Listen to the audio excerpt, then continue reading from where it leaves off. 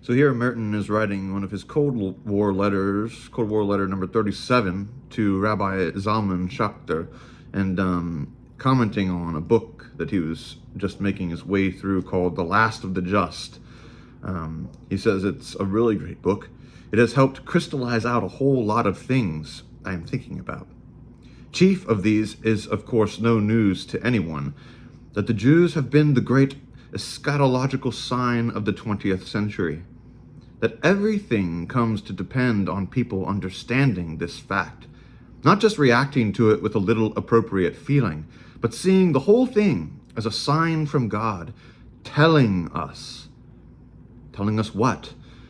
Among other things, telling Christians that if they don't look out, they are going to miss the boat or fall out of it, because the antinomy they have unconsciously and complacently supposed between the Jews and Christ is not even a very good figment of the imagination.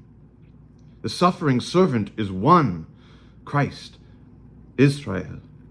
There is one wedding and one wedding feast, not 2 or 5 or 6. There is one bride, there is one mystery, and the mystery of Israel and of the church is ultimately to be revealed as one. As one great scandal maybe to a lot of people on both sides who have better things to do than come to the wedding. And of course, it is in no sense a matter of shuttling back and forth institutionally. Each on our side, we must prepare for the great eschatological feast on the mountains of Israel. I have sat on the porch of the Hermitage and sung chapters and chapters of the prophets in Latin out over the valley, and it is a hair-raising experience, is all I can say.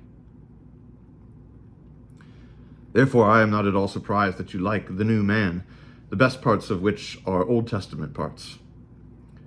When the Christians began to look at Christ as Prometheus, you see what I mean? Then they justified war. Then they justified crusades. Then they justified pogroms. Then they justified Auschwitz. Then they justified the bomb. Then they justified the Last Judgment.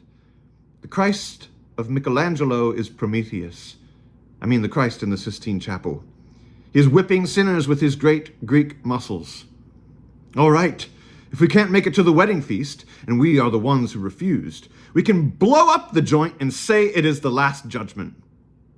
Well, that's the way it is, the judgment. And that's the way men judge themselves. And that's the way the poor and the helpless and the maimed and the blind enter into the kingdom, when the Prometheus types blow the door wide open for them. Enough. More some other time. May we enter into the kingdom and sit down with Abraham, Isaac, and Jacob, and the Holy One, blessed be his name, to whom Abraham gave hospitality in the 3 strangers. Amen. Pray for unity, for peace, for love to triumph over all evils, and for the nonsense to be disposed of. Amen.